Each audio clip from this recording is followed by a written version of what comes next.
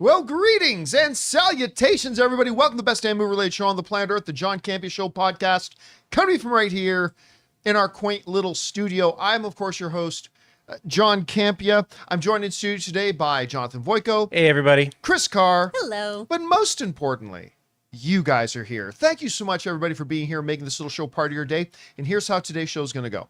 We're going to start off by talking about a few predetermined topics. Then in the second part of the show, we're going to take your live comments and questions. So if you've got a thought, theory, opinion, or question you'd like us to address, and as long as we deem your question appropriate to be addressed on the show, send it on into our tip link at www.streamelements.com/JohnCampea/tip.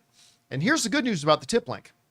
Not only is it good for right now live as we're doing the show, it's also good 24 hours a day, 7 days a week, which means if you're one of the many people who listen to the John Campea Show podcast in podcast form on Spotify or Apple Podcasts or whatever your favorite podcasting app of choice is, you can also send in a question. Or if you're watching this video a little bit later in the day when we're not streaming live, you can also send in a question using this tip link, and we'll just get around to answering it on the next episode, as long as you don't send in a picture of me with my eyes blacked out.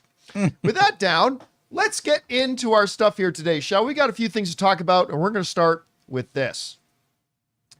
Man, it feels like we are talking about the Penguin a lot, and for good reason. The Penguin is awesome. It is yet another HBO Max triumph.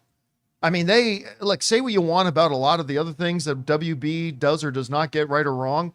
Man, their original stuff is often just top shelf. And we suspected Penguin would be good coming out of the Batman, was not expecting it to be this good. And as a result, according to Deadline, for the fourth week in a row, now I know episode 5 just came out, but remember the statistical tracking is about a week behind. By episode 4, fourth week in a row, Penguin sees the episode viewership go up again. For those of you who are keeping track, that is every single week, the viewership of Penguin is going up and up and up and up.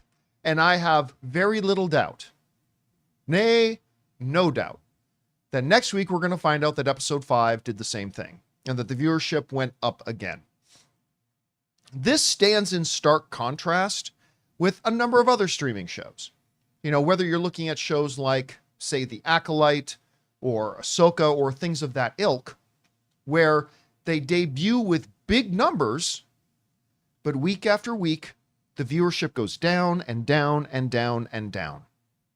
Penguin has shown the opposite as the viewership goes up. So, what can we attribute this to? Why is Penguin enjoying the success where every single week more people are watching it than watched it the week before? Whereas a lot of other streaming shows, and by the way, some good ones, suffer the opposite fate. I would contend there are two main reasons. Reason number one, the show is great. The show is just fantastic. Eyeballs don't lie. Marketing can get people in to watch the first episode. You know, Acolyte is a good example of that, right? A new Star Wars show, had some pretty good trailers. People like me were excited about it. So that's fine. You can get a lot of eyeballs in episode 1.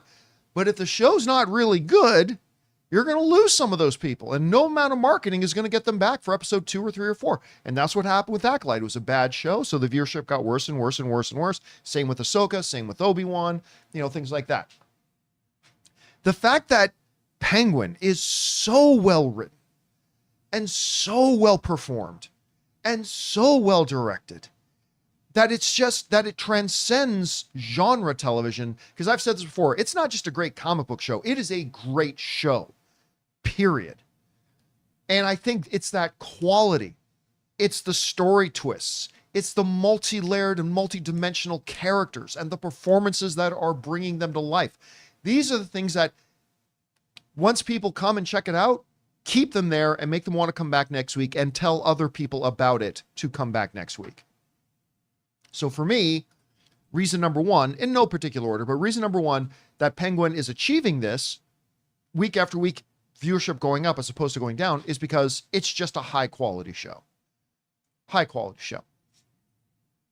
The second thing that I would suggest is this, and you've heard me sing this song before. The reason the viewership of Penguin keeps going up is because it is a week-by-week episode drop. Mm-hmm. They don't do the idiot thing of taking it and just dropping it all at once. So everybody can talk. How many times have we seen this? Even with some great shows. Drop a show all at once. Everybody talks about it for like 6 or 7 days, and then it's not talked about anymore. With Penguin, what we are getting is every single week, an episode is amazing and fantastic. So people talk about it. People like us on the show, people like you guys watching the show. We talk about it and we buzz about it and we speculate about it. And then we tell other people about it. And the next week, there's a brand new episode. So more people come on board. And again, it's the topic of conversation again the following week because we just got a new episode. We're all talking about it. Then the following week, another new episode drops and we're all talking about it again. We have been talking about Penguin now for a month. We've been talking about it for a month. And as great as Fallout was, it needs to be weekly. Yeah, as great as Fallout. I love Fallout. That needs to be weekly. But guess what? About 6-7 days after Fallout dropped, nobody was sending in questions about Fallout anymore. Mm-hmm. Nobody was sending in topics about Fallout anymore. It dropped. It was great. Yay, we like that. We talked about it for a few days, and then it was done. With Penguin, they put out a new episode each week, so the buzz keeps amplifying and building and building and building. And I can't wait to see how it goes. By the way, I got Wanda, not WandaVision. I got Agatha and Penguin's crossed up there for a second. Wanda's had 5 episodes. Penguin's had 4. Oh, yeah. I said Penguin had 5. Penguin has 4 right now. I cannot wait for 5. So yeah, I would contend that the reason we're seeing Penguin enjoying the success is, number one, it's just a great show. That's the most important thing. But number 2, it's a week-by-week drop. And so when you have a great show that is a week-by-week drop, the energy, the enthusiasm, the word of mouth continues to build and grow and spread, and more people come to it. Anyway, Chris, you saw these numbers. Mm-hmm. Viewership keeps going up for the Penguin. Mm-hmm. Are you surprised that it's doing that? And what would you attribute this success to? Oh, I'm not surprised at all. It's a great show. It's wonderful. I finally got to catch up, so I'm so happy. And oh my God, that episode. He's so good. Oh, you finally saw the Arkham episode. Yes. Oh. Yeah. Just give her an Emmy. I know we were saying this before of like, Colin Farrell, just give him the Emmy. Give Milioti the Emmy right now. I just don't understand how anyone else could compete with her. She's so good. I love this show. So it keeps getting better and better as we're going. So that also helps word of mouth. People who are on the fence go, yeah, I should absolutely tune in. I should absolutely give this a go. Even if it's comic book fair, which I'm not into, I guess I should watch it because it's like The Sopranos. This show just appeals to so many people, I think, whether you're a hardcore DC fan, just a fan of like the Battinson universe, or if you just like really great criminal dramas. This is all of those things. It's great TV. It's such good TV. Oh my gosh. And to your point too, I think the weekly release does help a lot. You know, other popular shows as of late, Nobody Wants This, for example, that got quite a bit of buzz just because of reels and everything on Instagram, but it was dropped and done. And so now people talking about it's mostly it did get renewed for a season 2. That's great. Awesome. But no one's talking really that much about the content of it. Same thing with Chaos. I think that's one of the reasons why that show ended up getting canceled is because it was dumped on Netflix. It never had a chance to go quote unquote viral. It never had a chance to build an audience. That's the thing about dropping the shows all at once. You either get them all right away or you're done. Exactly. And certain shows do need, I think, that momentum build up so you can rev up and really enjoy it and have those really great kind of cliffhanger moments at the end of an episode where you go, oh my gosh, I can't believe I have to wait till next week. But then you spend the week talking about, oh, I can't believe this is going to happen, or, oh, do you think this is going to happen? Yep. It creates that water cooler environment that really allows a show to thrive. And I think certain things work as a binge and certain things don't. And this is one of the ones where the weekly release is definitely helping it. Yeah, and by the way, I'm not making an argument that as a viewer, binging isn't fun. Oh my gosh. I'm not saying that. Like, hey, I'm with you. I will binge for sure. But what is best for the show? What's best for the show, clearly, is if it's a quality show, week after week, make a quality show week after week, and you get the Penguin kind of results. Anyway, guys, question is for you. What do you think about this? The ratings for Penguin continue to go up every single week. What do you attribute that to? Whatever you guys think, jump down to the comment section below and let us know your thoughts. All right, guys. With that down, Let's move on to this, shall we? Star Wars Celebration 2025 is happening in Japan in this upcoming next one, which is kind of cool. I still wouldn't suggest anybody go to it. Disney-run live events are pathetic and suck. But if you do go, here's some exciting news for you. It's just been announced that the Death Star designer himself, Mads Mikkelsen, a man who would be a great Doctor Doom, has just been reported he will be one of the in-person guests at Star Wars Celebration, which is raising the question of, could he possibly be in Andor Season 2? Now, I want to explain why that when I see some outlets like Star Wars Newsnet speculating, oh, could he be in Andor Season 2? Why I don't think that's crazy. I agree. Just because he's showing up at a fan event doesn't mean he's going to be in something else. I agree. But think about this. The last Star Wars Celebration that I attended was in Florida. That was the Florida one. And they had a surprise guest, Hayden Christensen. And it was so nice because as terrible as the Star Wars prequels are, that wasn't his fault. And it was so nice to see a good Canadian kid, Hayden Christensen, come out and get love from the audience and the adoration. It was a really, really nice moment, which got some people speculating, does him showing up here mean he might pop up in something Star Wars again? Nah, don't be crazy. But what happened? He did. Also, although he wasn't there in person at that one, a video message was sent in to the fans at Star Wars Celebration that year from one Liam Neeson. And guess what happened? He ended up popping up at the end of Obi-Wan. So all I'm saying here is that there has been precedent for a certain performer or actor showing up at Star Wars Celebration, and that did indeed indicate the fact that they were going to be returning to the screen. So, look, for me, Rogue One is the best Star Wars movie in existence outside of the original trilogy. I mean, obviously, it's New Hope, Empire, Return of the Jedi, obviously. But outside of that, I personally think, and I think there are a lot of people who agree, Rogue One is probably the best Star Wars movie there is. Andor, to me, is the best thing Star Wars has made, period, since the original trilogy. And the timelines line up. If they could get, and if they can make the story work properly, Mads Mikkelsen to show up in this, I think that would be a huge winner. Andor is such a great show. If you guys, I know many of you probably haven't watched it yet. I highly, highly, highly encourage you watching Andor. It's such a fantastic show. Give it a shot. And I would love it if Mads Mikkelsen, if him showing up at Star Wars Celebration in Japan could indicate he's going to be in Andor Season 2. I would personally love it. You know what? I would even bet on it. I'm going to go one step further. I'm going to say, I believe this is happening. I believe he's going to be in Andor Season 2. Anyway, Chris, do you think there's any significance to Mads Mikkelsen showing up at Star Wars Celebration as far as a possible appearing in an Andor Season 2? Yeah. Really? I didn't think you would. No, why else would he go?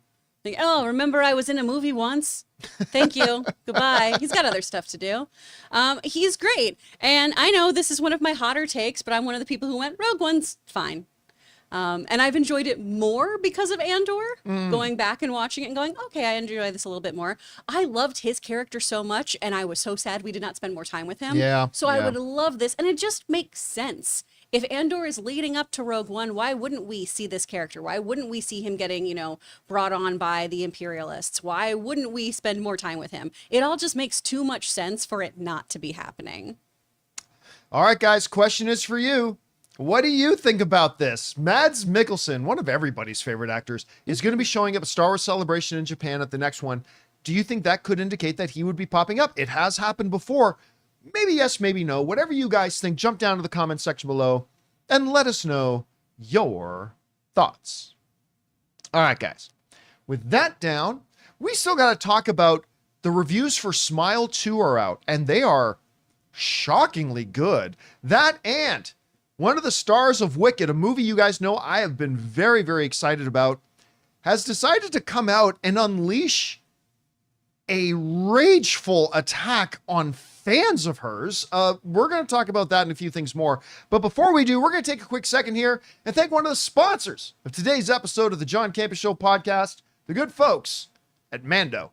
Guys, we want to take a second to thank a sponsor of this video, Mando. Guys, I've got to tell you about something that changed my whole body care game. Mando Whole Body Deodorant. Now, I first heard about Mando last year when they offered to become a sponsor of the show, and I was honestly skeptical. I mean, a deodorant can't really control odor for 72 hours, can it? But after using it myself, I am a believer. You can use it anywhere on your body, and I mean anywhere. It's clinically proven to keep you smelling fresh for up to 72 hours without any irritation. I'm loving the clover wood scent, but they've got options like bourbon leather, Mount Fuji, Pro Sport, and even unscented if you prefer to go stealth mode. I like to use it after the shower, before the gym, or even important meetings. It's that reliable. And right now, Mando's got a killer deal. New customers get $5 off their best-selling starter pack with my exclusive code CAMPEA. That's over 40% off. Just go to shopmando, that's shopmando.com, and use the code CAMPEA. Seriously, guys, if you want a deodorant that's aluminum-free, baking soda-free, and just works better than anything else you've tried, it's time to make the switch to Mando. So don't wait. Control body odor anywhere with Mando. Head over to shopmando.com and use the code CAMPEA and get $5 off your starter pack. Trust me, you're going to love it. That's at shopmando.com. Go and check it out now. And thank you to our friends at Mando for sponsoring today's episode of the John Campea Show podcast. All right, guys, with that down, let's move on to this, shall we? One of the most flat out impressive marketing campaigns for a movie in recent years was for that horror movie Smile, where they would like plant people at Major League Baseball games. Like for the cost of a ticket, they would sit people right behind home plate, right in view of the cameras, and sit there with the smile on their face, right? And like they would do that all over the place, like amazing marketing campaign for like no money. And Smile went on to be a big hit. I mean, in relation to its budget, it made them a lot of money and it got a lot of people talking and a lot of people loved the movie and it got really good reviews. Now, I confess, I didn't like the movie as much as many people. Like I still thought it was pretty good, but I didn't think there was this mind-blowing horror movie experience that a lot of other people did. But it needs to be mentioned that a lot of people loved this film. So back at CinemaCon, it was no surprise when they announced that they were going to make a Smile 2. And it comes out this week. Personally, I don't love the trailers. I really like a girl from Power Rangers. What's her name again? Oh, Naomi. Naomi Watt? No. Campbell? No. Naomi Scott? Scott. That's it. I said Watt. Rhymed with it. Naomi Scott. Princess Jasmine. Yeah. From Aladdin. I really like her. I like her a lot. I even like her when she's in something terrible like that Charlie's Angels debauchery. Or the Power Rangers movie. Oh, I didn't, you know what? Surprisingly, I didn't mind the Power Rangers movie. Yeah, it's all right. Yeah, I mean, I thought it was going to be total crap. And I had to admit when I came out, I was like, you know what? That wasn't that bad. Anyway, it was kind of cool to see that she was going to be in it, but I didn't think it looked so good. But now the reviews are out and the reviews are overwhelmingly positive. Like the good folks at Joe Blow are saying, Smile 2, one of the year's best horror movies. And they are not alone, because when you jump over to Rotten Tomatoes, as of right now, it's holding 86%. Dang. On something that just looks like a rinse, copy, repeat formula of the first one. You know what I don't like? I don't like horror or supernatural movies where, when it all comes down to at the end, there was nothing you could have done. Like at the end of the day, there was no beating this thing. This was just all a foregone conclusion. The audience just didn't know it yet. Like that kind of bothers me. And I kind of felt that way about the first Smile, and maybe the second Smile is like that too. But I was reading through the reviews, and while there are a number of the reviews that do say, hey, it is kind of a copy, paste, repeat a little bit of the first movie, but they say they do some new things. A lot of them say they elevate it from the first one. They say Naomi Scott's really good in it. They say it's got some legitimate thrills and that amps up the freak out. Like, this is a good time because, like, with Terrifier 3, like enjoying the success that it's having at the box office right now. Now a Smile 2. This is apparently a really good weekend to be a horror movie fan. And I was not planning on watching this film, but I think I am now.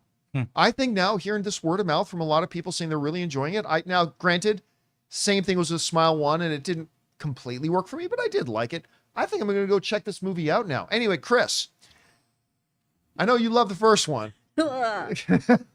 How quickly, how many sets of tickets have you and Logan gotten for Smile 2 so far? Can you get negative tickets? Is Can that you do possible? a negative amount? Guys, we were talking about this off camera, but for all of you at home, I mean, I'm such a wimp that those baseball promos, when we talked about them last year, it scared the poop out of me. Just the promo scared you. I hated them so much. They did it again. So this was this year, and kind of a funny thing, a pop fly was hit. So the ball went straight up and then over the net, and then it was coming straight down. Mm-hmm. And you see these people here, the people around them are like, oh, it's coming down, it's coming down, it's coming down. Oh, yeah. And this one dude on the left, he broke. And he was like, oh, and he looked up. But this woman on the right, She didn't crack. She did not crack. She's like, that thing can Dang. crack my skull. I am not going to stop smiling. Whoa. It's That was crazy. commitment. Such a you know what? It Dang. reminded me of the marketing campaign Ryan Reynolds would do if he was doing a horror movie. I can see that. That's what that kind of reminded Yeah. me of a lot. It's brilliant. It's so smart. But yeah, why? Yeah, see No. there's so much like that picture right there. That is a promo for contraception. That is a that is a promo for contraception. I actually right there. I actually think, although this was used well in the trailer, I think this is a misdirect in the movie. I think she's just kind of being kind of creepy, and she's going to be like, "Oh, thank you," and then walk away. If you in the movie, Yeah. I'm just my guess, maybe not, but I yeah. don't know. Children are always so terrifying in horror movies. I mean, in general, they're also terrifying. Children are just basically They're just terrifying. real spooky. Guys, question is for you. What do you think about this? Smile 2 is getting like so tremendously positive reviews. Some people even calling one of the best horror films of the year. And what a time to be a horror fan. You got Terrifier 3 doing really well. This looks really promising. Are you planning to go to see it? What do you think about the reviews we're hearing? Whatever you guys think, jump down to the comment section below and let us know your thoughts. All right, guys. With that down, let's move on to this, shall we?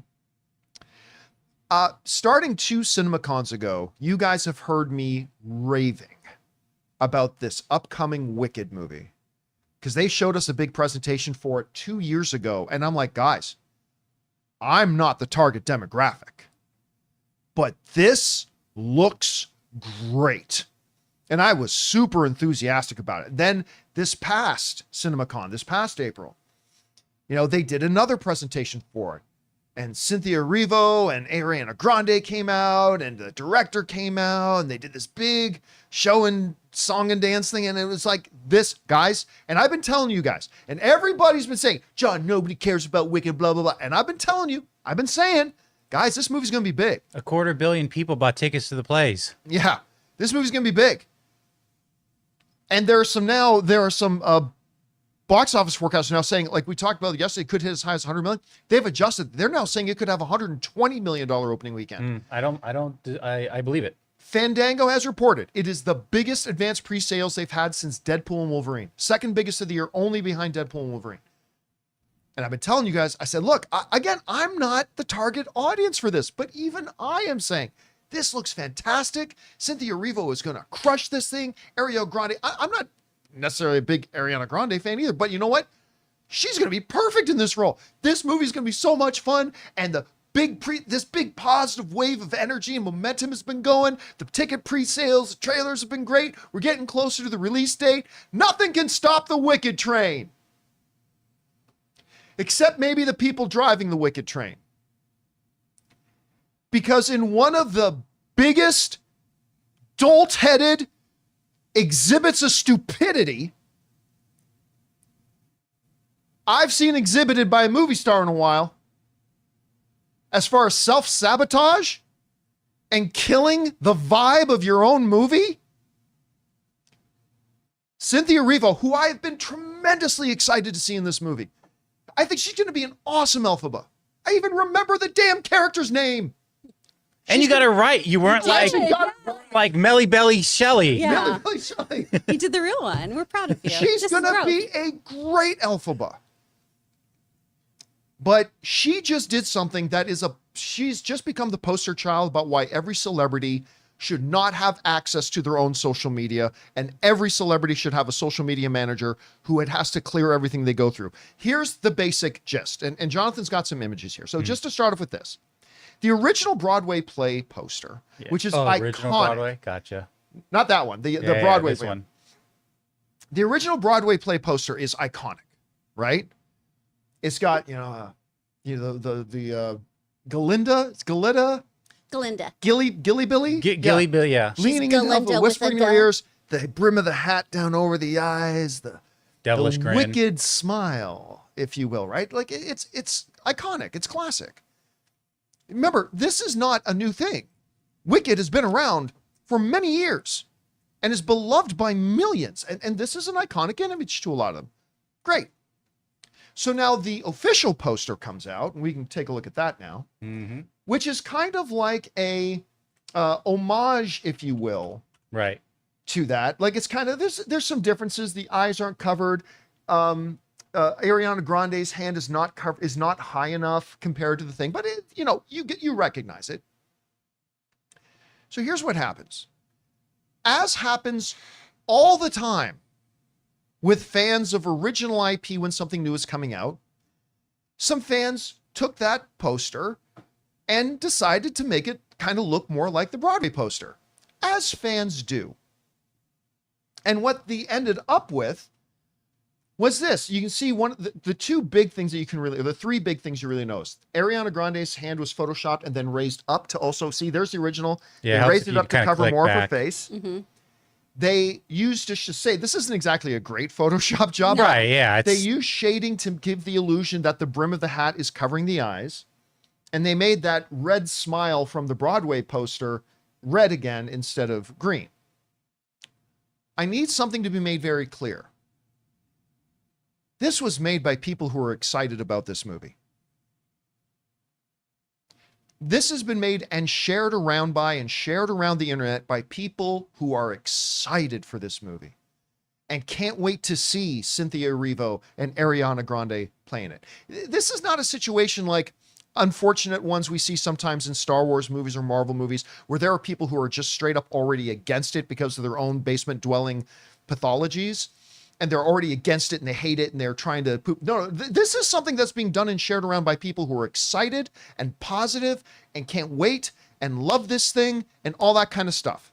And it's a fate-made thing. This happens with every movie. Not a good enough excuse to Cynthia Erivo, who decided to take offense to a fan photoshopping a poster just to look a little bit more like the Broadway one, and ripped into anybody sharing this around. This comes to us from The Wrap. They're sharing Cynthia Erivo's post, talking about this poster.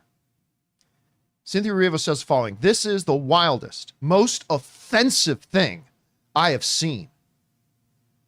Equal to that awful AI of us fighting, equal to people posing the question, is your pussy green?" Which again, straight up idiots doing that. Absolutely. None of this is funny. None of it is cute. It degrades me. This poster degrades you? Anyway, it degrades me. It degrades us. The original poster is an illustration. Oh, it's a good thing she clarified that. I don't think people knew that. I am a real life human being who chose to look right down the barrel of the camera. By the way, Sid, don't know if you know how this works. You are not the marketing director of this movie. You did not choose to look down the barrel. You did not design this poster. Just saying. I'm a real life human being who chose to look right down the barrel of the camera to you, the viewer, because without words, we communicate with our eyes. I don't disagree with that. Our poster is an homage, not an imitation. To edit my face and hide my eyes is to erase me. And that is just deeply hurtful. I'm calling bullshit on so many levels of this nonsense. First of all, I want you to recognize the tone of this. The tone of this is, Wicked is not your thing, everybody. Wicked is not a thing that you have loved. and that you have embraced and that you have gone to see time and time again, long before I ever had this role. It's mine. Wicked is about me. This is my movie. And all you little nerdlings out there, best Nerdlings. damn respect that this is my movie. I don't give a shit about the classic look of the poster. And I don't give a shit. Like, no, you do not deface it. You're erasing me. You're taking me out of it. Again, I want to go back and reemphasize. This is made by people who are in her corner.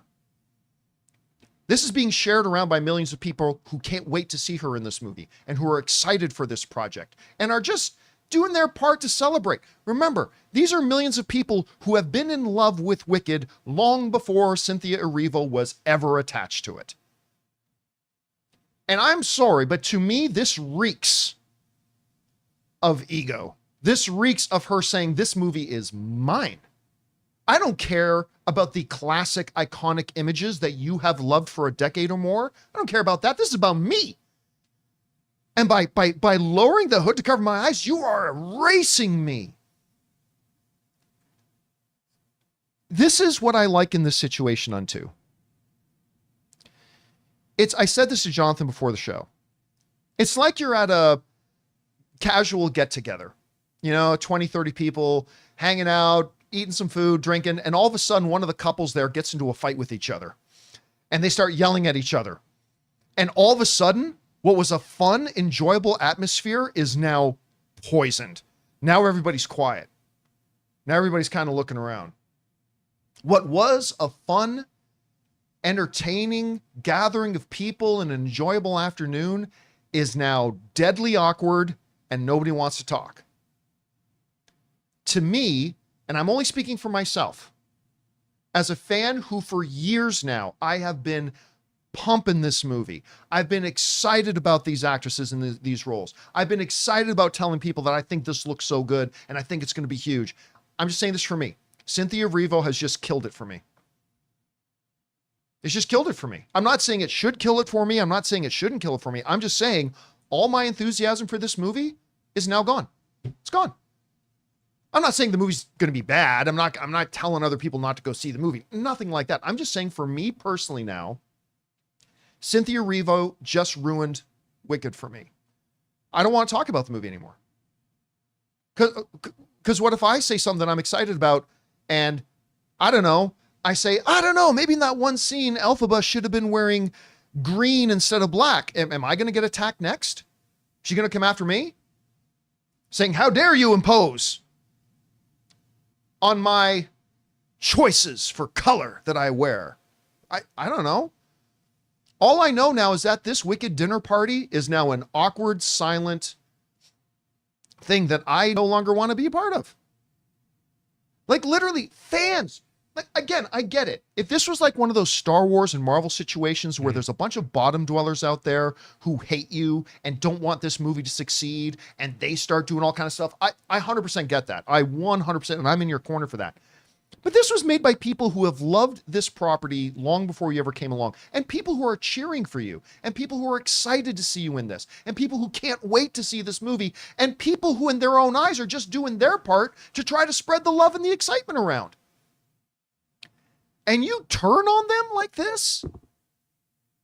They're not these are your allies. These are the people who are cheered. These are your fans. And I'm just saying for me, and I'm only speaking for me.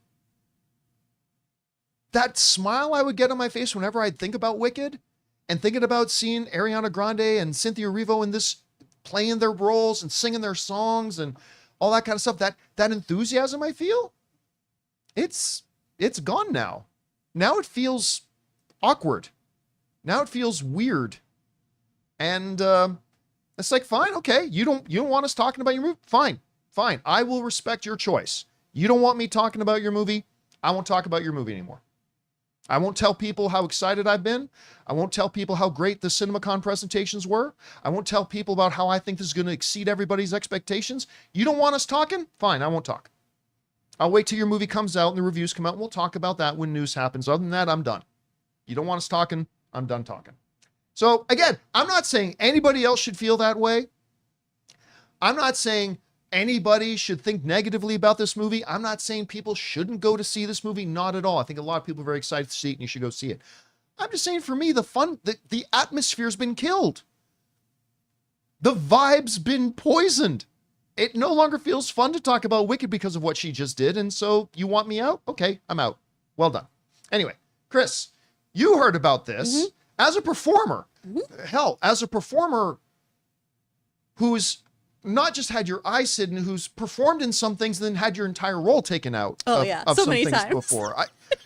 I don't expect anybody else to feel as strongly as I do about this, but you see this. What's your takeaway from it? Well, first, I am going to play devil's advocate just a little bit here of just there is a long and complicated history of people having their images photoshopped or changed or augmented.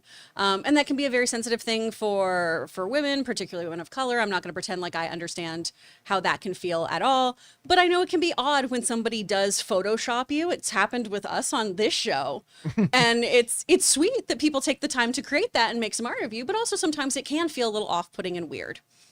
That being said, I don't think anyone would ever do this out of malice. I don't think this is a, hey, I hate your poster. I hate that you're in it. I think this was a really lovely tribute of saying, oh, I wanted to think about what if they really leaned into what the poster looks like. This is what it would look like the play. Exactly. Yeah.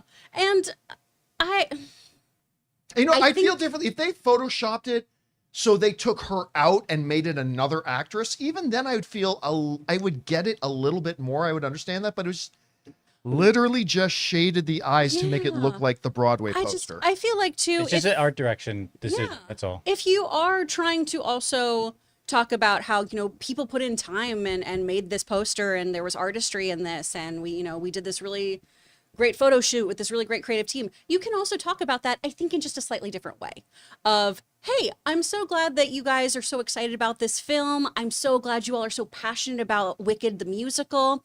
I love the poster we did. I think it's such a beautiful homage to this. Thanks again for your enthusiasm. I'm going to keep sharing the one that we made, though, because I'm so proud of it. It's just a slight PR tweak, right? And I feel like that works a little bit, because saying this is the most offensive thing you've seen, I don't want to tell people how they should react. If you are offended by this image, that absolutely is how you get to feel. I'm not going to cast aspersions on you about that, but I do think it is a pretty hot and elevated take to feel that way towards the fans who have made it. I just think there was a better way to say this, and that is the problem with social media. We get on there and we get heated about stuff, and we do things in a knee-jerk way. Because she's seeing things that are truly like offensive and like awful, and so what happens is it creates this buildup of sensitivity, and then you explode. But you can't just spray and pray, because you're hitting people that are like on your side, that are genuinely excited about it. Yeah. So it's a shame that this escalated so much. And I can totally understand why she would be upset. It just seemed like a very big reaction. If that's how she feels, that's how she feels. I feel a little sad for the people who are really excited and went, ooh, I want to create some art about this. Because that's really sweet. And it was really subtle. Like they literally just raised what's her name's hand a little bit and gave her more of a devilish grin, like the poster, and just pulled the brim of the hat down. That's all. Yeah, and that's what happens with every single project. I mean, you brought that up. Anytime we get excited about the IP that we're familiar with, you see all that fan art. You see, superhero castings where it's, oh my gosh, I did this great picture where it absolutely is like the Justice League version of Hal Jordan, and I want you to look like this character. So it feels a little funky. I just don't also want to tell somebody how to feel. My thing too on it is like, this went around, but it would have been forgotten in like a few days. Like I didn't even know about this. Your show on streaming. She ended up like putting fuel on a fire that wasn't even meant to be a fire. It was meant to be a glow onto the project. So now there's more eyes on that. And now there's this distraction, to John's point, of like, now they're looking like now you've called everyone in on the scene. And it's like, now it's worse. I'm somebody who's wildly excited about this movie, and I did not know about this issue until today. And the misogynists and like their actual racists are gonna be like, they're gonna blow it out for go away. That's the thing that bothers me, is because the assholes are out there, right? Yeah. Who are just looking for an excuse to jump. And I hate that they've done that to her too. She just gave them unnecessary ammunition. Sure. And that's one of the things that frustrates me the most now, is like we had people in our own live chat before the show started that I had to block out because they're going, see, the blah blah, and like race, like oh my god, they just gave these bottom dwellers like ammunition that did not need to be there. Yeah. And it's frustrating. And listen, again, if this was made by mean-spirited people who were against the movie and was being shared by people and they actually took her out of the poster and all that kind of stuff, I would get it.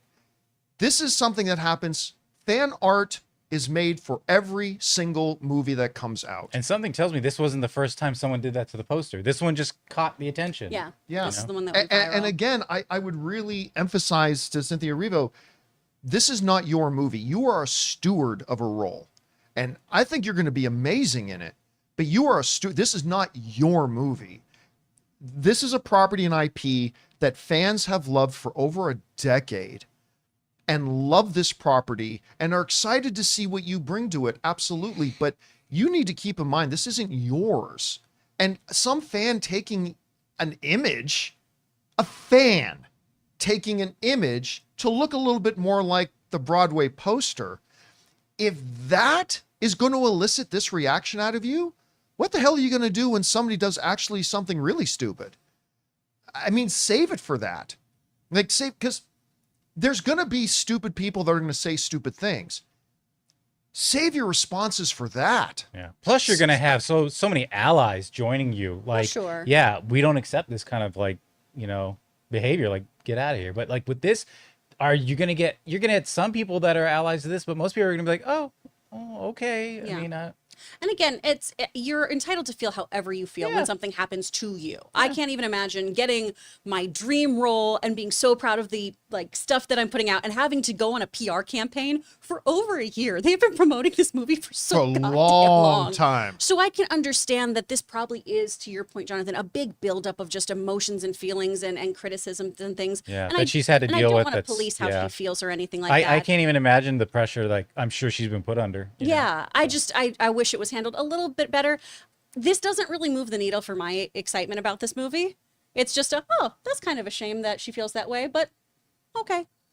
Again, like to me, It's fan art. as an individual fan, somebody who's been ranting and raving and like deliriously excited for this movie for so long, I feel like this Wicked dinner party just turned south. I feel like what was a fun vibe, a fun energy about this movie has now been brought to a screeching halt. And it's like, okay, I want to leave this party now.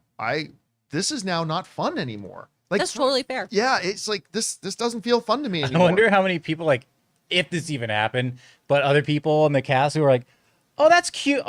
Oh, never mind. That's been handled. I Gonna won't say delete it's that cute. story. Yeah. Well, and speaking out about the AI and the pussy comment and stuff like that, yeah, Awful. that's Obvious. messed Oh up. yeah, absolutely. That's You want to go off on that? horrible. I'll get in your corner with that. Yeah, Let's go on. let's do it. 100%.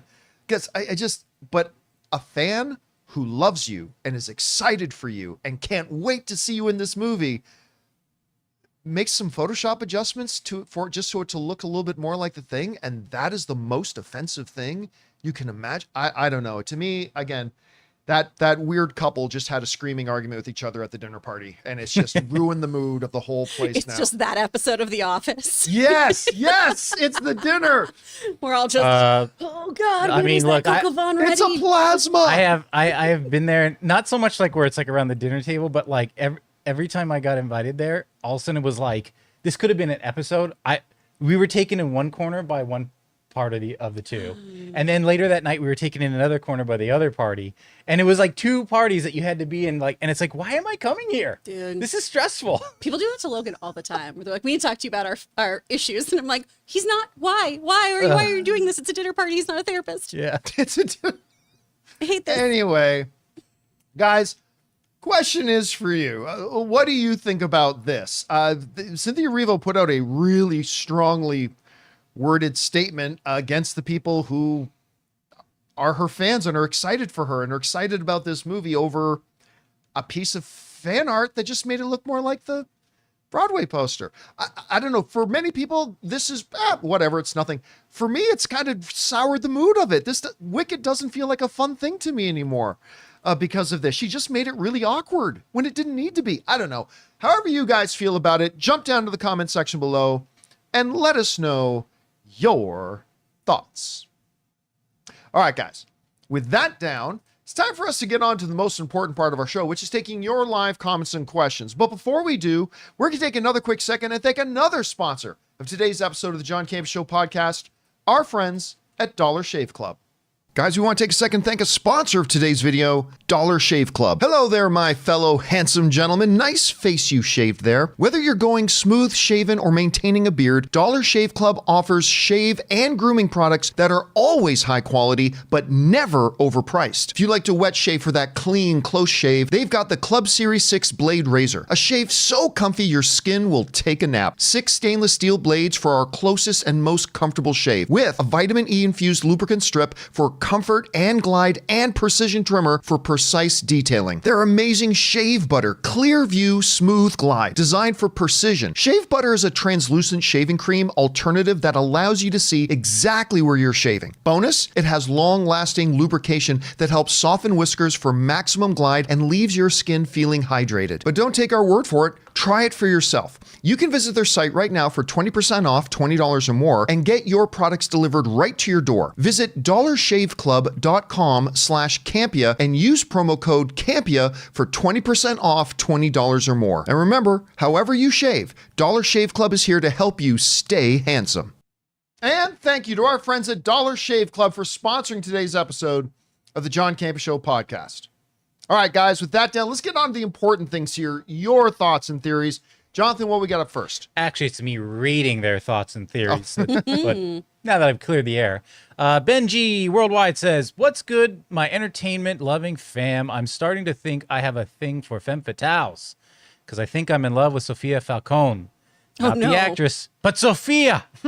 Man, Penguin is awesome. It's even better than the Penguin, in my opinion. Better than the Batman? I mean, better than Batman, yeah. I'm not ready to say it's better than the Batman, but it's getting there. Now, I don't know that Sofia Falcone is dating material. Personally, I think that is a risky proposition. Pre-Arkham, lovely. Pre-Arkham, a delight. Yeah. But now she is. She was still planning on taking over the Falcone crime family. John, But she was looking out for women's everyone interests their own and stuff. Yeah. Okay? And hey, she has a job. Yeah. All right? That's true. She's got has a a job. job. Which is She's more got a than I could say supportive for some of the girls I family, dated when you I first moved know? in. It is kind of weird, though, how he was like, I want you to take over my my organization. She's like, and what is that precisely? Don't worry about it. Don't worry about it. Yeah. All right, what's next? Ricky says, what are your thoughts on Toho's expansion that's been going on? Last year, bought 25% of the 5th season studios, known for Severance, and today bought G-Kids, one of the biggest anime distributors in the U.S. who holds U.S. rights to Ghibli Studios films. It's encouraging because a lot of people forget a couple of years ago, there was some question about their financial viability. So whenever... They often say, some people in business say this, it's like human biology. When your body stops growing, it starts dying. And some people bring that philosophy into business as well. But if you can find smart, here's the business word everybody hates, synergies, that's a douchebag word. If you can find really good, smart synergies that can complement your business and open up avenues for growth, it's good. And I think that's good they're being aggressive with it. All right, what's next? Oil beef hooked. All right. Cleveland has been quick to let talented guys like Mayfield and Flacco go, who could actually get them to the playoffs. Yet they hold on to Watson, who they never seem to pick up with wins with.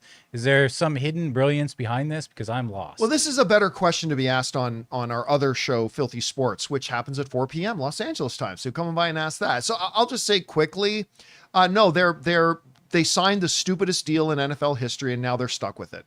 They're going to have to pay this guy $45+ million a year for the next couple of years, so they're stuck with it. So it's just it all goes back to that initial horrible decision to sign him in the first place. All right, what's next? Filthy Sports, 4 p.m. We answer all your sports questions. I stare blankly. Biggs says, John, you keep pronouncing the GOAT's name wrong, saying Daniel Day. Okay, Daniel. I think that's just because he's saying it quickly. Something or other. Her name is Toni Collette. Oh, come on. It's practically phonetic. Just kidding. Day Lewis is up there for sure. I like to me, and it's all subjective. This is just my opinion. To me, it's not. It's honestly not even close. Daniel Day-Lewis is by far the greatest to ever do it. When you look at his performances and how transformative they are, how meaningful they are, how much just the pure power he brings to the screen drives those things forward. I think he is simply just the best to have ever done it. And now that he's coming back, at least to do one film, here's hoping he catches the itch and sticks around for a few more. Because again, I don't think he is the Bret Hart of acting. He's the best there is, best there was, best there ever will be. All right, what's next? Lee Crow says, wait, game day? Have I been distracted when y'all talked about Shrinking Season 2 starting today? Had no idea. What a great surprise. Hell Oh, yeah. does it drop today? It dropped yesterday. The first two episodes. I didn't realize that. How many? Two? Two. Mhm. Oh, They're God, great. I love that show. Good. I've said this before, but I really honestly don't think Harrison Ford has been this good in years. He's incredible in this show. Oh, he's so and if you had asked me in advance, do I think him and Jason Segel would have like really great on-screen chemistry? I would have said I don't see it. But oh my God, they're so good on screen together. They're wonderful. Have you watched the new episode? Yes, I have. And they're great. Oh. They're so good. You are going to see somebody in these two and go, wait, what? He's what? Yeah, it's great. okay, I cannot wait. I definitely will get It's around so good, watching you that. guys. All right, what's next? Garden Variety Vagabond says, watch the new episode of Penguin after watching the 40 minutes of the Philadelphia Love Fest last night, and I think I understand what it feels like to be a witness to a DC villain origin story. I have no idea what we're talking I don't about. know. What is it? Philadelphia what? I don't know. Was there an Eagles game or something? No, I have no idea. Eagles games aren't 40 minutes, so I have no idea what we're talking about. But Penguin is awesome. All right, what's next? Anonymous says, my time to shine. Hello, a famous scooper said, Kit Connor is going to play Hulkling. Do you think it's true? I wanted to play Cyclops from X-Men. I think it's perfect for it. Don't care. It's another one of those, and I'm not trying to promote or diminish the Twitter account. I'm just saying it's one of those that's I don't take into consideration. I'm not crapping on it, not promoting it. I'm just saying it's one of those places that I don't take into consideration. That's all. All right, what's next?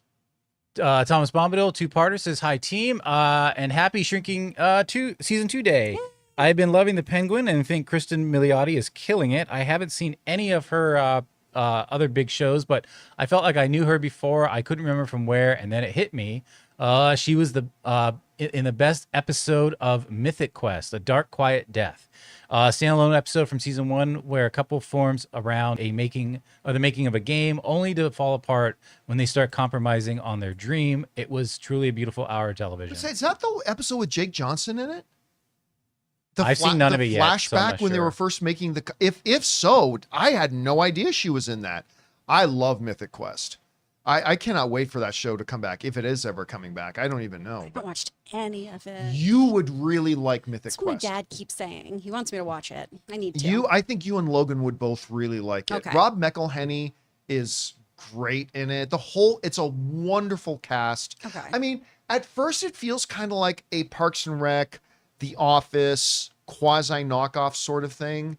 But it really has its own DNA. And as somebody who plays a lot of World of Warcraft or has played a lot of World of Warcraft, it feels really cool. Okay. Yeah, definitely check it out. I think get past the first 1 or 2 episodes. It's much like Parks and Rec and The Office. Once you start to get to know the characters a little better, it all starts to sing. Oh, cool. And All right. I think you'd really like it. Sweet. I'll check it out. All right, what's next? Matan says, a Searchlight exec said they can't be competitive with Netflix. I wish that Disney would listen and let them work with a bigger blank check and more theatrical releases. They aren't used to their full potential post-merger. I'm not quite sure what it is they're asking. Can you bring that up again? I think it's just a statement. They can't be So competitive. Fox, they Searchlight. said they can't be competitive with Netflix in what context? Right. I wish that Disney would listen and let them work with a bigger blank check. Well, that's not good. That's not good filmmaking. That's not good business at all. Theatrical releases, I'm sure I agree with, but Fox, Oh, yeah. Searchlight, I mean, yeah, I don't know what they're competing with Netflix for. I'm not sure. I mean, the whole purpose, like most of these big studios have smaller arms that are kind of their smaller picture. Yeah. They'll call their indie branch, even though they're hardly indie, but that's kind of their their thing. I agree definitely with more theatrical releases, but again, I'm not quite sure in which context you're discussing, Right. so I'm not really sure how to answer that. All right, what's next? Send me your Blade script says, missed the first 5 minutes of Terrifier 3 at a small mom and pop theater in Vermont because lo and behold, my movie started at the scheduled time. Wow. Heartbreak. Well, I mean, they ain't going to run the AMC ad there. Heartbreak felt good in a place like that. Shout out to all the small theaters that are doing it right. I still want to go back to the Vista now that Tarantino purchased it. The Vista Theater in Los Feliz. Oh. Yeah. I mean, I keep hearing from people in other countries saying, hey, in our country, they play like, they start like if the movie time is 7, they start trailers at like 6:50 or 6:45. And then by 7:05, the movie's starting. It's like, that's the way it should be. Anyway. All right, what's next? Tron says Venom director Kelly Marcel did an interview with IGN and says that The Last Dance is the beginning of Null's story and that he'll be appearing in future films. What do you think those future films could be? Craven, Spider-Man 4? Really? The director said that? Interesting. We'll have to look up that IGN interview. Okay. Now, I'm not saying you did this. I'm just saying sometimes we have viewers write in and they'll say, so-and-so said this. And then I go and read it and it's like, that's not really what they said. Maybe they said like, maybe he'll show up, something like Yeah, that. or something like that. Or maybe they're saying, look, Or, I have not read this article, but that if the director came out and definitively said, this is just the beginning of Null. We have more planned for Null. You will see Null on the big screen again. I don't know if he said that or not, but if he did, that's significant. That's wildly significant. So I'll have to go take a look at that. Yeah. All right, what's All right, next? Bry Guy. Here we go. Yesterday at the mall, I went and saw Superman, Oh, the nice. Christopher Reeve story, a tragic yet moving documentary. 8.7 out of 10, very specific. 2 THR said live action Rugrats movie from Pitch Perfect director and Princess Bride 3 from, was there Princess Bride 2? No. Okay, wait, that's 3. Okay. THR said live action Rugrats movie from Pitch Perfect director and Princess Bride. Gotcha. Then 3 from Joyride director are coming. I don't understand the last set. So wait, the director of Princess Bride or the director of Joyride? Right. Maybe they're teaming up. I'm not sure. Because wasn't the director of Princess Bride, Rob Reiner? Yeah, and Rob Reiner didn't direct the Rugrats movie, did he? No. Oh, okay. This is a pitch. It's a number 2 is pitch. okay. Number 1 was real life, and number 2 was happening in Bry Guy's brain. I see. That was an insight to the madness. Now I get it. Not interested. Yeah, I'll have to take a pass on that one. All right, but I'm glad you got to go see Superman. All right, what's next? Our little daily dose of Arkham.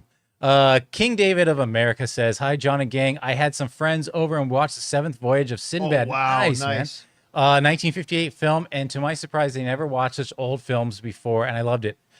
In fact, they never have seen any of Ray Harryhausen's work. Which one was your favorite work from Ray Harryhausen? Argonauts.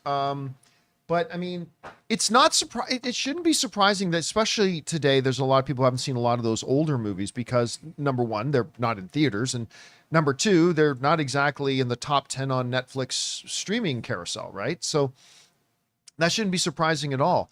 I still marvel at when I look at some of those movies, whether you're talking about 10 Commandments, or like Argonauts and things like that. I still marvel how they did some of the things they did on the screen back then. Like it's just crazy. Like for instance, Charlton Heston parting the Red Sea. Like that was like people saw that on the big screen and was like, "What the hell?" Right? And like because you have to put yourself these back there. animated skeletons sword fighting with real actors. Like what? I mean, like how they did that back when my grandparents were born. Is crazy to me. It's still completely crazy to me. Yeah. I mean, even watching it like as a kid in the 80s, I was like, "Oh, this is so cool," because it was right before CGI. I mean, from Jurassic Park on, that tells a different story. But yeah. Sick. All right, what's next? RML says another day, another article of Zack Snyder's defense on superheroes killing.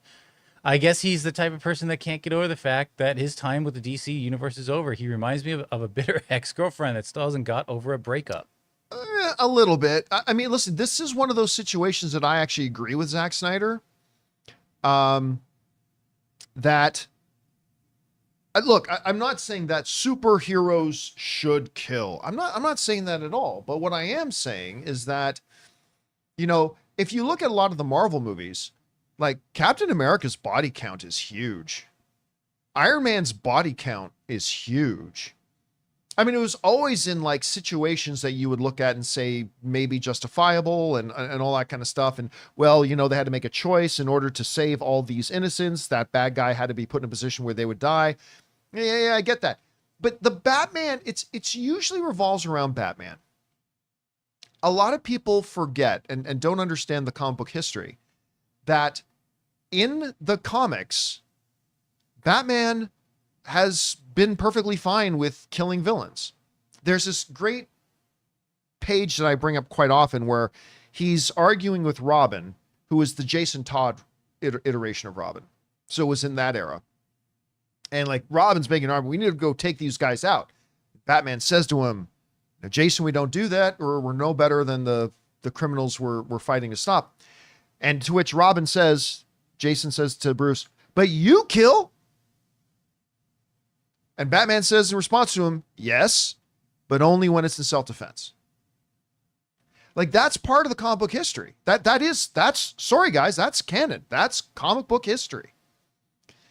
Now I know in modern iterations of Batman, he's got a very hard and fast die hard rule, but like my argument has always been is that that's a cheap cop out. Because here, I don't know if you've heard me say this before, Chris, but they have Batman doing things to people in the comics that, yes, that would kill them. Mm-hmm. But the writers just say, oh, he's just got a cracked rib and he's fine. He's just going to hospital. He's fine. No. It's a cop out because they say, oh, Batman has this rule, but he does things constantly in these comics that would absolutely kill those people. Mm-hmm. They just say it didn't kill them. Sure. So I don't know. But it is against Batman's moral, ethical code modernly to actually murder somebody. Oh, yeah, to straight up murder? Yeah. Yes, so absolutely. But again, when he's racing towards and by the way, I think it was Mr. Sunday Movies. I reference this video a lot. Mr. Sunday Movies did a great job. He put a wonderful video together about, in all the Batman movies, the huge body count. Like in the Tim Burton Batman movies and the Christopher Nolan Batman movies, all the body count, huge body count, right? It's not Batman ever being out to straight up murder somebody. No. But if I'm going to accomplish this, that villain's going to die. And we're always just hoping that they're constantly fighting in the abandoned warehouse district of Gotham. Yeah. Like there's no one who lives here. It's fine. So yeah, this is one of those situations where I actually kind of agree with Zack Snyder. I do. All right. What's next? We got Luke Stockton who says, just finished watching the first episode of the new season of Shrinking. The setup for the season with the character at the end seems like this is going to be a great season. Amazing first episode setup and love the show. One of the things that makes me very excited about this season, besides the fact that season 1 was so good, is that why am I forgetting the character's name from Ted Lasso? Roy Kent? Yes, Roy Kent is in this season. That makes me very happy and very excited. So I'm looking forward to that. I'm very interested to see how you'll react to him. So he does show up in the first couple of episodes. Mm-hmm. Good to know. I didn't know when in the season he would show up, so I'm looking forward to that. All right, what's next? Gotta scroll up a little bit here. Anonymous says, hi gang, hope you're all having a great week. My favorite Disney musical is Hunchback of Notre Dame. So good. Biased, I know, but I would love this to be turned into a live action movie. Got news for you. You might want to look into the film history a little bit. You might be happy. It's a movie that could actually work now. It just shifted on me. It's where was I? It's a movie that could actually work now. I also love the book, original black and white. Now, I'm going to assume what you mean by make a movie out of it is like a live Disney, action yeah. interpretation of that one.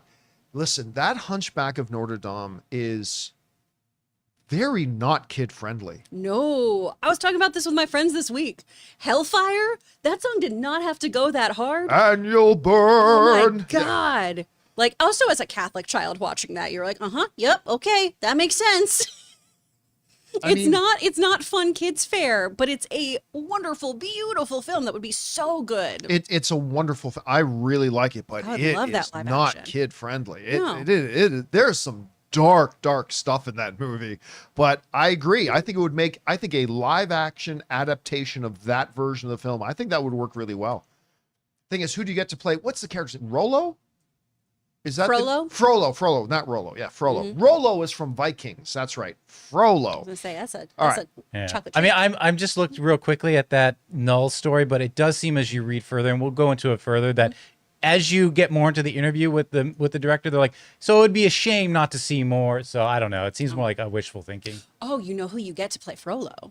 Who? You get the guy who was Marley from Spirited, that Broadway actor who also was in Hades Town playing Hades. He's got that big can't booming picture him deep now. voice. I can't picture him now, Oh unfortunately. man, he'd kill it. He'd do I thought so you were great. going to say Marley from Marley and Me. I'm like a dog. A dog, yeah. A talking No. dog. That would be great. No. All right. Oh, Curtis Lopez in the live chat just said, really, if Alan Rickman was still alive, he'd be a great Frollo. Oh, he would have been. Oh, he would be incredible. so good. Yeah. All right. What's next? Cody on Film says, saw a theory online that Alberto could have been could have actually been the hangman, that Carmine was actually protecting him from Sophia. I think that could work as a revelation as to why Sophia lets Penguin live at the end of the series. Does this have any credibility? I mean, I think so. I think it is. That's a great theory. That would be an awesome twist. Yeah. Because, I mean, look, no matter how much of a dick Carmine Falcone was, that's some pretty harsh stuff he's doing to one of his kids.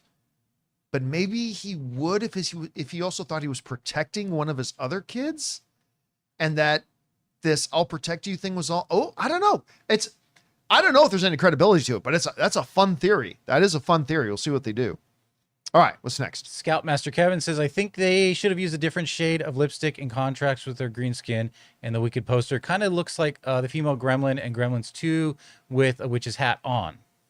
Oh, yeah, because on the Gremlins, remember they had the red lipstick or whatever? So Oh, yeah, with the yeah. lady But it's gremlin. not the best Photoshop. We were saying that. Like, it's listen, like shoddy this work. is not the studio's poster artist. Yeah, it's just some random fan. It was honestly amateur work. with mediocre Photoshop skills who just made a fun little thing to make it look like that. So yeah, we can sit here and critique it all day for sure. Yeah. It is what it is, but just remember what it was. This was not a studio produced thing. This was just some random guy who kind of threw it together. Yeah. All right, what's next? Mr. I says, what do you think are the chances that Venom: The Last Dance is Tom Hardy's final time as Eddie Brock, but not as Venom? I can see him doing voiceover with Tom Holland wearing the symbiote, or with MCU Eddie Brock recast. Thoughts? Well, two things. Number one, we did a story the other day where Tom Hardy came out and explicitly said and confirmed, this is it. This is my last ride doing this. I'm done after this. Let's say theoretically that the Venom character continues. All right. This Venom character. While it is Tom Hardy doing the voice of Venom, it's heavily like digitized. Like there's heavy work in there. And like, so you can get another voice actor to come in and you can make it sound almost identical. Yeah. But again, he might be lying, but Tom Hardy seemed very definitive when he came out and made a statement to his fans. This is my last ride. This is it. I'm done. I tend to believe him on that. I don't know. What do you think? I feel like, I mean, you know me. I don't Yeah. trust or love anyone. I don't believe when anybody. It comes into this kind of stuff. I could see how doing the voice acting would be lucrative and a quote unquote easier gig for him than doing the physicality of playing Eddie Brock and all of that. But also, there are so many voice actors, you guys, who can do the Venom voice without any filtration. Like, you can just cast a really talented voice actor. I have taught so many Probably people. 1/10 of the price tag of Tom Hardy. I've got like 3 students I can think of right now who have been working on their creature work for so long, and they can do that voice sustainably for like a 45-minute session and then take a break. So I'm just saying, like, someone else could do it.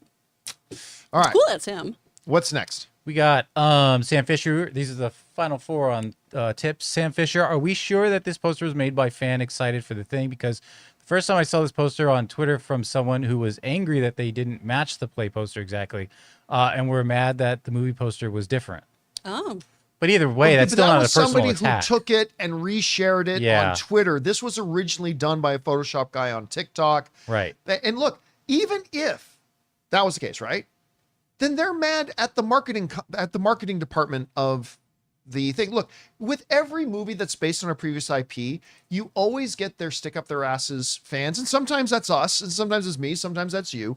But there'll always be, no, he's supposed to have hazel shade number 4 brown hair, not hazel shade number 3 brown hair. You'll get that with every movie and every IP that comes out. And again, if they're mad they didn't do the poster this way instead of that way, that's not anything on Cynthia Erivo. That's them being mad at the marketing company. But again, there are tons and tons of people, millions of people who literally took what that guy did and shared it around, but it did not originate on Twitter. All right, what's next? Nick Schmidt says, hey, John, I'm with you on my Wicked excitement now being torched after today's topic, the whole Ariana Grande crap. I'm not sure if I still want to see it. As an actor myself, I say performers need to put aside egos. Remember why we do what we do. I'm not sure what they're referring What's to the when they say Ariana Grande maybe crap? he just accidentally said Ariana Grande instead of Cynthia Erivo. And again, look, I'm not saying Cynthia Erivo doesn't have the right as anybody to feel the way she feels about something, but it's one thing for Cynthia Erivo as an actor, as a star of this movie, to look at some fan-made thing just to adjust the poster to look a little bit more like the Broadway poster and maybe feel bad about that. It's different than to construct a social media post eviscerating the people that made it, who are her fans, who are pro Wicked and pro this movie and are just trying to share their excitement for her movie, to construct and craft a social media post that eviscerates those people who made it and anybody who shared it. And I just think, like, for me, it doesn't turn me off Cynthia Erivo, and it doesn't, I mean, it sours it a bit. It certainly doesn't turn me off Ariana Grande, but it just, again, to me, it's like, just to repeat the analogy, this Wicked for me has been this really joyous, fun dinner party that it's just fun to be in the atmosphere. And to me now, what Cynthia Erivo did is likened unto some couple at the dinner party having a loud argument with each other in the party, and it just kills the mood at the party. And like, that's what it's done to me. It's like, I don't feel joy when I think about Wicked now. I don't feel excitement. All I feel now around Wicked is awkwardness. And I want to leave. I'm going to go home and watch Shrinking. I'll talk to y'all later. And no, I don't need to take any leftovers. And that's kind of what's happened to me here. All right, what's next? Michael says, interesting to see the NXT viewership for this week. I did not expect it to increase by 44% after the move from USA to CW, from 600K to almost 900K on week 1 and 874K on week 2, and comfortably beating AEW on that day. Juliana and Stephanie Vakir equals ratings. Well, I mean, look, in the world of streaming, this is going to become a big thing because remember, we're getting closer and closer to when WWE is going to Netflix. Monday Night Raw is going to Netflix, and then isn't AEW going over to Max soon? I think that was the plan. I think that's what I we don't know. reported on a I don't know while if it's ago. happened yet, but I know they're going to Max and they're getting on these bigger platforms, and I think you're going to see some really uptick in that stuff, both on Netflix, Max, AEW, WWE, all that kind of stuff. All right, what's next? Anonymous says, I used your link to order a pair of jeans from The Perfect Jean, and I just want to say thank you. They genuinely are great. Okay, they are not our sponsors this week, but like, I swear to God, this is true. Last night, Ann and I went out to Anaheim, went to dinner, and kind of commiserated over our dog. And I wore one of my pairs of Perfect jeans, and literally in the middle of the evening, we got into this like 5-minute conversation about these are legitimately the most comfortable jeans I've ever had. And my wife is like, I don't think any jeans have ever looked as good on you as these jeans do. And they're not even paying me this week to say it. I got to tell you, seriously, Perfect jeans are great. They are a little pricey, but I think maybe the Campea promo code might still work. Well, he probably ordered them and then they came in. You know what I mean? Yeah. Because we didn't run it that long ago. So if they had made that order, Oh, that's true. then they probably just came in recently or whatever. I just got man, they are the most comfortable jeans I've ever worn. I think they're the best looking jeans I've ever worn. So not that I'm a fashionista at all. I'm a schlub by every definition of the word. But I mean, they are really, really great. And again, I just want to emphasize, they ain't even paying me to say that right now. So yeah, go get yourself some Perfect jeans. They're great. All right, what's next? All right, we got some members here. Dr. Stinky says, "Hey, John and crew, hope all is well. I sat on The Wild Robot for a while. This is going to sound crazy, but it might be my favorite film ever put to screen." I've heard people say that. Yeah. And yes, Over the Godfather and Shawshank is just a masterful film, full of emotion and spectacle, and the best soundtrack I've ever heard. Aw. Well, that's awesome. That's great. Been a lot of feedback from people who, not everybody, but many people using phrases like, I think this is the best animated movie ever made. Some, not as many, but some people saying this is my favorite movie ever now. Yeah. Like that's such one, again, such a good time for animation right now. Oh, it's such a good time for it. And real quick, too, I just want to say your favorite movie doesn't have to be the best critically acclaimed movie there is out there. No, your favorite is your Right? favorite. Like, my top 2 movies are Clue and Muppet Treasure Island. I know who I am. And Muppet Christmas Carol. Those are all in there. Like, you just get to like what you I know like. who I am. Ant's favorite is Big. Yeah. So there you go. All right, what's next? Top Gun Manny says, MCU prop master Russell Bobbitt was on an LA Comic-Con and had an interesting RDJ story. At his audition, RDJ came into a quiet room with him, Feige and Favreau, let the door slam and proclaimed, "I am Iron Man," in character before the audition even officially started. Obviously, he nailed the audition, and they used that moment in the movie from the first Iron Man all the way to Endgame. Fun fact. Aw. Yeah, now, it's also important to keep in mind that it wasn't Feige and Favreau he had to convince, right? That remember, a lot of the execs at the time were very worried. And hey, listen, they were right to worry. They were. Robert Downey Jr. at that time was seen as a ticking time bomb. At that time, a lot of people forget this now, but Robert Downey Jr. had kind of self-sabotaged his own career multiple times. And they were a little bit, where there were some execs, understandably so, that were a little concerned that if we bring in a Robert Downey Jr. Now, Favreau was sold on it. Like, Favreau wanted it. I think Feige got on board with Favreau very quickly, but they had other people they had to convince. And history is history. Convince them they did. Robert Downey Jr. recently talked about how the Shaggy Dog, the Tim Allen movie from like 2006, I think, was so important for him getting Iron Man because it helped prove that he could be like insured and be okay on set and would work well with them. He had a lot of proving to do to people. Good for him. I mean, like, he is like seriously a great story. There are so many Hollywood stories that are cautionary tales. Robert Downey Jr., his career has both been a cautionary tale, but also a very hopeful tale. Like, listen, if you get serious, like, because remember, he was at the bottom of the bottom. Because, you know, he went through all of his stuff, the drug arrests, the driving with weapons and all that kind of stuff. Then he started to get a comeback. He got the thing on Ally McBeal, and everyone was loving him on Ally McBeal. And then all of a sudden he disappeared. Why? Because he got on the drugs again, all that kind of stuff. They kicked him off the show. He was at the bottom of the bottom. But Robert Downey Jr. decided, enough. I am turning myself around. I am turning my life around. I'm going to get myself back on track. I'm going to get my career back on track. And again, in a Hollywood industry where there's a lot of cautionary tales, it's really great to see somebody who becomes an optimistic tale, a hopeful tale that, hey, you know what? You can be in a bad spot and you can get out of it. And good on him. I think he's become a really inspirational story for a lot of people. All right, what's next? Jai CSC says, including budget, marketing, and taking out what cinemas keep, Joker was 6 times profitable at least. Joker 2 will likely be a halftime loss. Has there been a bigger drop in box office between a movie and the direct sequel? I can't think of one. I'm sure there have. Well, first of all, number one, Joker 2 isn't done. Yeah, right. It's still running.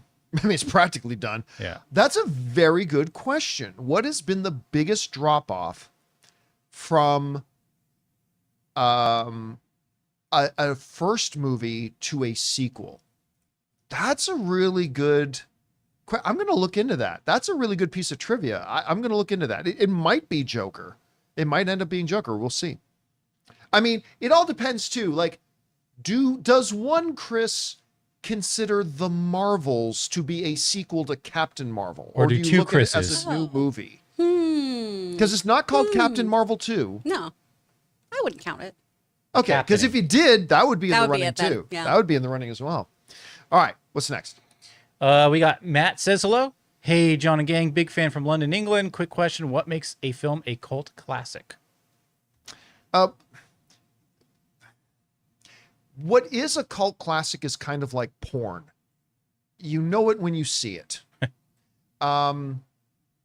it's different things can lead to something becoming a cult classic. In its most overly simplified way, I would say this: an unassuming film that didn't initially get a lot of attention, that later it really dug its roots in and got attention and became and had legs. And I don't mean legs like legs at the box office. I mean legs as in pop culture got legs. So a film that comes out and is a huge hit can never be considered a cult classic. Right. But one that came out, maybe did very modest to almost unassuming or forgettable, but then stuck around. I don't know. Word How of would you mouth. define Yeah. a cult classic? I think, well, you just brought up a great one from Donnie Sir Darko. there. Yeah, Yeah. Donnie Darko. I mean, anything that has you participating in the film as an experience post theatrical release, especially when it kind of bombed. You have things too, not necessarily that bombed, like Rocky Horror, I would put as a cult classic. Sure. Donnie Darko, I would put up there. Obviously, The Room. I think the Tommy original. Wiseau. I think the original Crow counts. For sure. Yeah. The cult classic because it's also beloved Yes, by but so what many about and The so many people. Crows Have Eyes? Is that a cult classic? That was has- a box but office see, winner. Okay, I got into some heat because fans of the director of Crow were like, "This idiot doesn't know about cinema because Yeah. he didn't mention iRobot." Same. Not a cult classic. And okay, and then- iRobot is not a cult not. classic. and then they said, no. and then they said Dark City, to which I feel that has a cult following, but it's not a cult classic because even people who have never seen The Crow kind of know The Crow and know that Lee died on set, like, and it has a lot of like a huge following.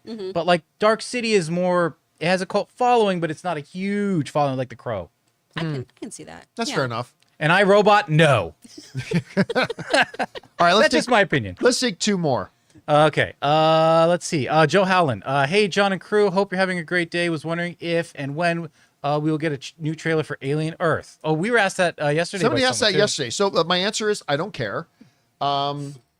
Because I never care when a trailer is going to come out. Like I'm excited about trailers when they do come out, but I never fret about when they come out. It's probably a ways off. It's a television show. It is a television thing, right? It's a television show, not a movie.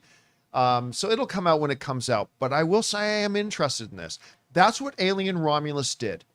Alien Romulus got me reinvested in a franchise I had given up on. And Alien Romulus has now got me excited about alien content again. And again, Noah Hawley is doing it. And this guy has done great stuff. And I'm looking forward to it, but I don't know. And I don't really care when the trailer comes out. All right, last question of the All day. right, we got Top Gun Manny, and they say, do you and Anne have any plans to see Harry Potter the musical at Pantages Theater, or have you already seen it? Oh, I certainly haven't. I didn't even know there was one. That's The Cursed Child. Yeah, the Cursed Child. Yeah. Oh, Anne has seen The Cursed Child. Oh, okay. Tremendously did not like it. Ooh. I have not seen it. But yeah, she both read The Cursed Child and saw the musical, and she did not like it. And Anne is a major Potterhead. Yeah. Major, but she didn't like either. The one I'm actually want to see is the Stranger Things play. I'm excited about that one. Oh yeah, see but that. because sounds it's not cool. because that's It's like a prequel. a new story, right? Well, it's a It's not prequel. one that's been on the Yeah. show. It's a prequel. Yeah. All right, guys. And that'll do it for today's installment of the John Campea Show podcast. Thank you so much for being here, making our little show part of your day. Big special thank you to all you guys who sent in questions. Number one, because you gave us great fun things to talk about. But number two, you supported this channel as you did it. And all of us involved with the show, thank you guys so very much for your support. I want to thank the people in the room, Jonathan Voico, See you guys. Chris Carr. Bye, everybody. My name's John Campea. And until next time, my friends, bye-bye.